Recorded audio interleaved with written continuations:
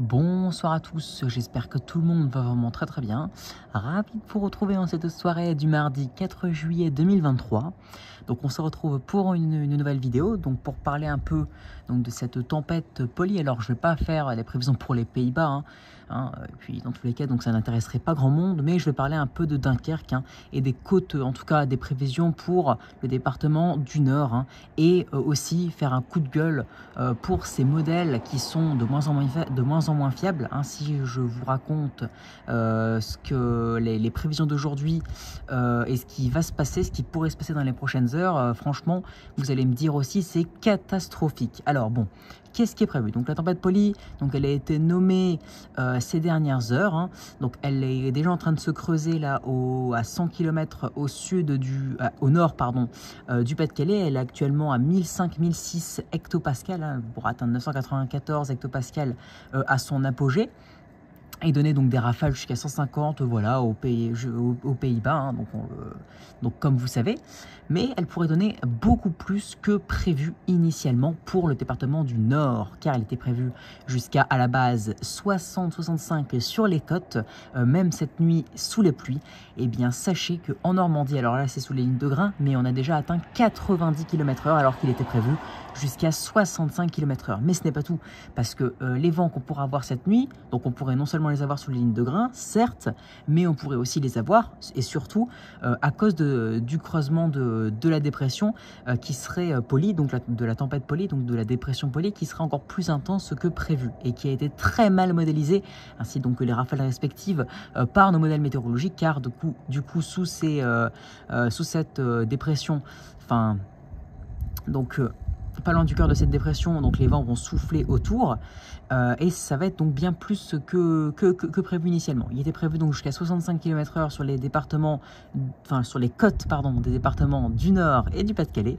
Sachez que l'on pourra atteindre jusqu'à 90 km/h. Alors, il y a des scénarios qui sont à 70, d'autres en général entre 80 et 90, et nous avons d'autres scénarios, comme le modèle Alaro. Alors lui, je pense qu'il est un peu alarmiste, c'est pour ça que j'ai tendance à l'appeler à la rue, parce que ce modèle est complètement à la rue, il est complètement décadent, mais il va jusqu'à 110 sur les côtes. Bon, je ne l'écoute pas, mais c'est le scénario en tout cas le plus extrême de nos modèles météorologiques. Quoi qu'il en soit, donc nous n'aurons pas 65 comme prévu par les services météo, donc qui ont regardé les modèles, je pense, d'hier et de ce matin, et de ce midi même, mais qui n'ont pas regardé les dernières actualisations.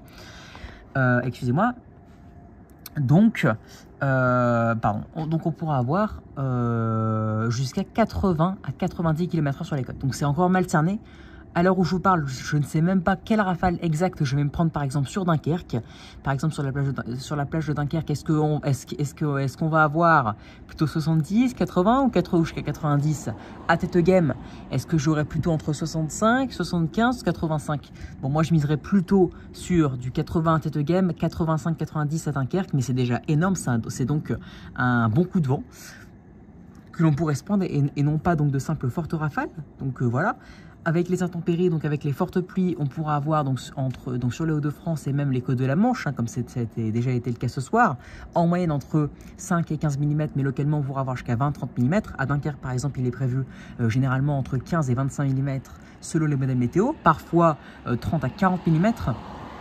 C'est pas impossible. Il me semble que c'est à Rome qui voit jusqu'à 30-40 mm sur Dunkerque, donc ce serait énorme en une nuit.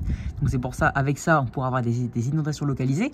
Mais ce qu'on retiendra surtout, c'est le vent, donc qui soufflera sur les côtes de la Manche, parce que ça a aussi soufflé en Normandie, donc ça va aussi souffler sur la Somme, le Pas-de-Calais et le département du Nord. Ça ne soufflera pas que sur le département du Nord, car on a déjà dépassé les 90, on a déjà atteint 93 par exemple à l'île de Groix ce soir. Donc voilà. Et après donc ce petit topo, donc alors sachez que les rafales de vent atteindront leur apogée vers 5-6 heures du matin sur Tête Game Dunkerque. Si je vois, si j'entends des secousses, bien sûr que je vais filmer. Ça, ne vous inquiétez pas. En plus, vers 5-6 heures, normalement, le soleil est censé, commencer. Alors je connais pas les heures exactes, mais normalement le soleil se lève. Enfin, il commence à se lever. En tout cas vers 6 heures, et c'est là où on va atteindre l'apogée des rafales. même vers 5 heures. Donc, je pourrais filmer si jamais j'entends et que j'arrive à me réveiller, je pourrais filmer. Mais par contre, ce qui m'énerve, c'est le... Enfin, je vais faire un coup de gueule, mais ce qui m'énerve, c'est la fiabilité des modèles catastrophiques. Car tous les modèles, hier soir encore, vous voyez, pas plus de 60-65 sur les côtes, alors qu'on pourrait atteindre jusqu'à 90 sur les côtes françaises. Hein, donc les côtes de la Manche et notamment les côtes du Nord Pas-de-Calais.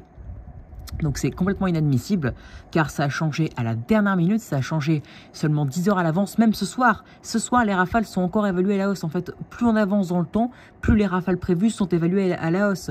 Par exemple, si on prend l'exemple d'Icon D2, on était à 65 ce matin, 70 ce midi, pour le 9Z 75, pour le 12Z 80 et pour le 15Z, là, 15Z voire 18Z, on atteint jusqu'à 85. Mais ça va aller jusqu'à où en fait? Ça va continuer à monter? Ou est-ce que ça va se fiabiliser? Ou ça va continuer à monter et au final on aura encore plus que prévu? Parce que si on venait à avoir encore plus que prévu, parce que vu la tournure que ça prend, ça fait que d'augmenter à chaque actualisation.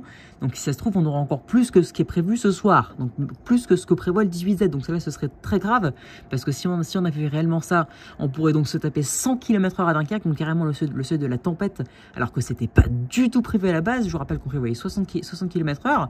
On est déjà à 85 en moyenne prévu pour Dunkerque. Ici, entre 75 et 80, donc c'est déjà énorme par rapport à ce qui était prévu. À Lille, 70 par exemple, alors qu'il était prévu à la base entre 45 et 50, donc franchement c'est inadmissible. Et donc les modèles, là, à 10 heures d'échéance, un 18Z, donc c'est le run qui a été créé à 18 heures, excusez-moi, c'est à 10 heures d'échéance, que ça va vraiment commencer à bien se mettre en place vers 3-4 heures du matin. Donc à 10 heures d'échéance, vous imaginez, les modèles ne sont même pas en accord entre eux et ils font que de bouger. Donc au final, ils n'ont même pas su, même limite à l'arrivée imminente de la tempête Polly, ils n'ont même pas su envisager. Hein. Donc là, c'est même pas qu'ils ne sont pas fiables à 2 jours. Là, c'est carrément qu'ils ne savent même pas fiabiliser au moment même. Hein, parce que là, on a 10 heures d'échéance, mais le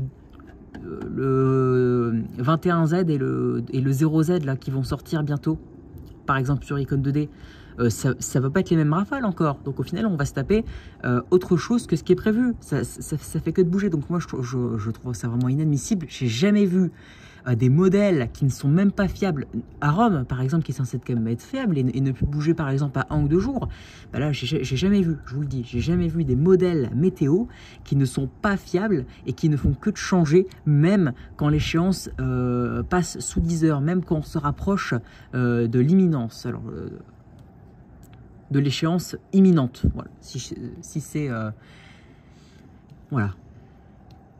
Donc honnêtement, je suis un peu déçu de la fiabilité des modèles météo, encore une fois. Donc, alors je suis content, certes. Hein, déjà, il y a la pluie qui arrive là d'ici un quart d'heure. Des pluies fortes qui vont se mettre en place, modérées dans un premier temps, qui vont durer 5 minutes, puis des pluies vraiment fortes qui vont se mettre en place. Donc éventuellement, si c'est vraiment très fort, je pourrais filmer, sinon non. Mais moi, en tout cas, ça m'arrange. Hein. Personnellement, parce que si je peux filmer un coup de vent, donc à partir de 80 km/h à tête de game demain à la première heure, bah moi ça ne me dérange pas. Voilà. Et puis la pluie en tout cas elle est bienvenue parce que vu l'herbe jaune que je vois partout à tête de game, Dunkerque ou à Lille, j'espère que les pluies seront les plus présentes possibles et qu'on aura donc les plus hauts cumuls possibles. Donc voilà pour ce petit point, en tout cas pour les rafales de vent sur les départements donc, du Nord et du Pas-de-Calais. Donc attention, jusqu'à 85-90 dans les terres, sur les côtes, pardon, excusez-moi, et dans les terres, on pourra atteindre, donc, comme elle dit, jusqu'à 70, localement 75 dans les terres, mais en se rapprochant des côtes. Voilà, mais en tout cas, on pourra atteindre jusqu'à 70-75 dans les terres et jusqu'à 85-90 sur les côtes.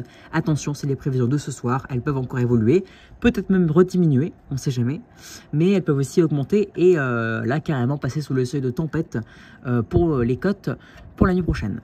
Hein, on a vu avec la Normandie, des prévus 65 km/h, on a eu jusqu'à 93, donc sait-on jamais.